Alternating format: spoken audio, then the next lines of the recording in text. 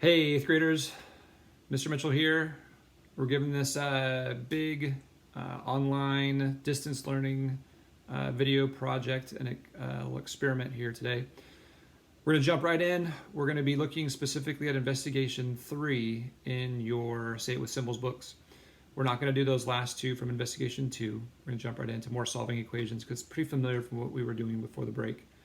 So if you would be sure you have your books. We're going to be looking at solving equations, page 46, part A through C.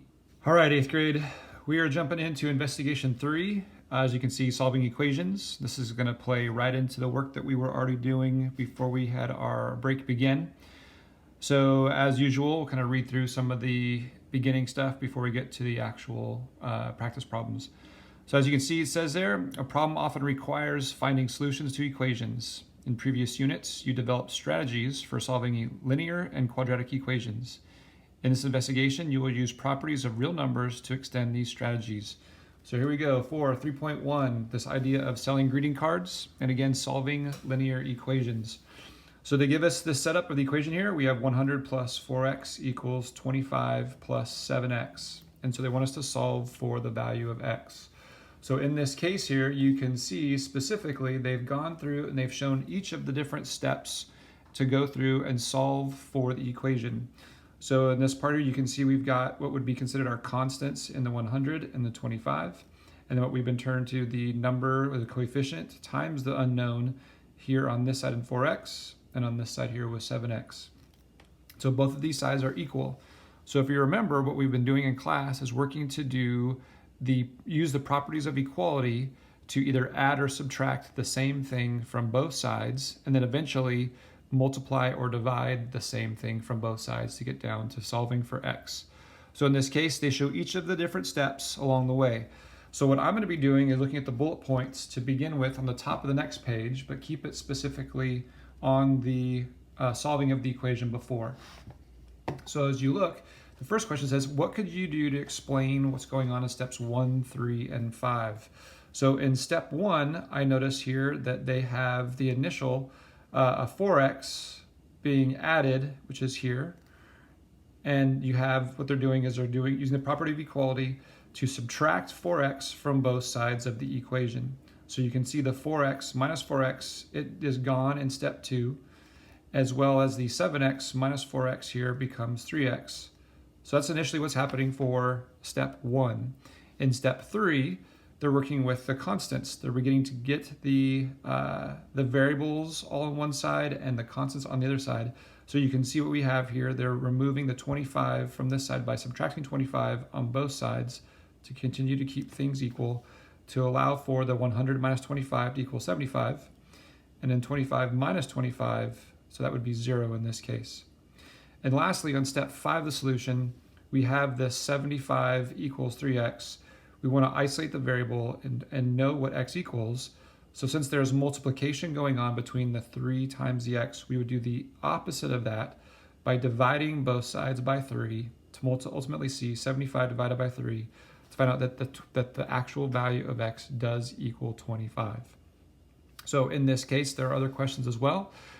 We can look forward to the third one that actually shows how can we check that that is actually correct, that 25 is the value of x. We can come back and plug this value of x in here for 25 in here. So you can see that if we did 100 plus 4 times 25, which 4 times 25 is 100, 100 plus 100 is 200. Then over here we've got 25 plus 7 times 25, and it's just like having 7 quarters. That would be $1.75 in quarters, or 175 plus 25, we'd have both of those would add up in that case to be 200 equals 200. So that's how we can actually check. So with that, we're actually reviewing a bit of what you guys did last year in the Moving Straight Ahead book. We're using the properties of equality. We're remembering the details when it comes to those pouches and coins, understanding when all the pouches on one side of the equal sign, all the coins on the other side of the equal sign. So we can ultimately get down to that final multiplication or division. But the steps are here. You're going to always want to add or subtract the same quantity from each side of an equation to write an equivalent equation. And then eventually we want to get to where we're going to be multiplying or dividing each side of the equation by the same non-zero quantity to write an equivalent equation. And so in that, we're going to be dealing with potential distributed properties as well as commutative properties to be solving these equations. Hey guys, before we begin, just make sure you take note just above on the screen, there'll be a title that shows which question we're going over to. So if you need to go forward or reverse or review things, you'll be able to see that little icon to show you what problem we're on for each of those. So here we go, part A. First thing it says there is we have a school choir selling boxes of greeting cards to raise money for a trip. The equation for the profit in dollars P in terms of number of boxes sold S is, and there's our equation, P equals 5S minus, in parentheses, 100 plus 2S. So our first question is, what information do the expressions 5S plus 100 plus 2S represent in the situation? What information do 100 and 2S represent? So one thing we do have to remember though, when we talked about things in profit, in terms of profit, we did already talk about this quite a bit, is that we want to understand that the equation for profit is actually going to be profit is equal to income minus expenses. So in this case, if I have the layout of this wording here, we want to know that equation they're giving us actually is P is equal to 5S minus, parentheses, 100 plus 2S.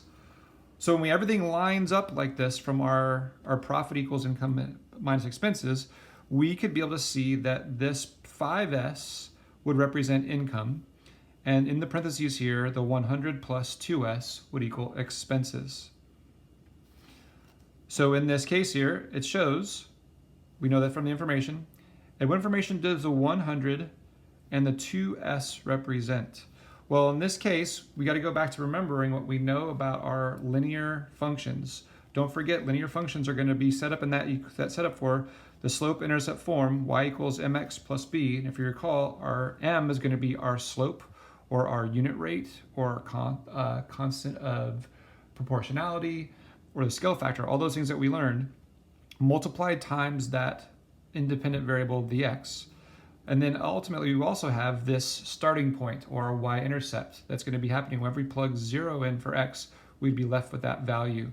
So now if we look specifically at this particular part, we'd want to notice that because this 2 times s is going to be set up with like our slope, this 2 is going to represent something costing 2 per boxes. Remember, the s here is number of boxes sold. So we basically would get $2 per box in this case.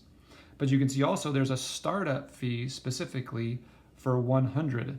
So it looks like this is going to be a startup fee of $100 plus the cost of $2 per box.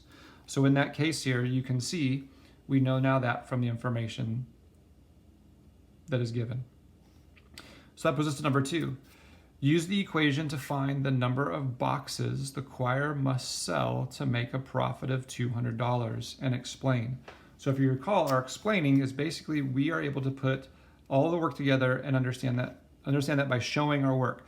So I'm going to do the exact same thing here by now putting, this is going to be for A2, put $200 in here, and we have 5S minus 100 plus 2S, all in those parentheses. Okay, so we're asked to figure out how many boxes must be sold to get a profit of $200. So first things first though, we have to make sure we understand that what's going on in these parentheses. And if you recall, when we were in class talking about this, whenever there was a minus sign outside the parentheses, we'd want to treat that as like a -1. So we're actually going to distribute this -1 through. So if I do a -1 times 100 here, and a -1 times a 2s here, it actually ends up being that we have 200 equals 5s minus 100 minus 2s. So now we're able to do some more of that same work that we just saw in our opening example. We're going to look to combine terms that we can put together. So in this case, I do see I've got a 5s minus 2s. So we do that, 5s minus 2s is going to give me 3s. So I've got 200 is equal to 3s minus 100. And next, what we're going to do is we're going to look to move those, what would be those coins or those constants to the other side of the equation, because we want to isolate this 3s. So we're going to use those properties of equality because they're telling us to subtract 100. We're going to add 100 to both sides. Remember, this is going to be negative 100 plus 100. They're opposite, so it's going to be gone. We have 200 plus 100 is going to be 300 is equal to 3s. Next, we're left with 3 times something equals 300. I know we already know what that is, but let's just make sure we're going to finish it up to make sure we're clear. So 3s divided by 3 on both sides. This is going to be like a giant 1s. So we've got 300 divided by 3, that we now know that s in this case would equal s. S equals 100, sorry.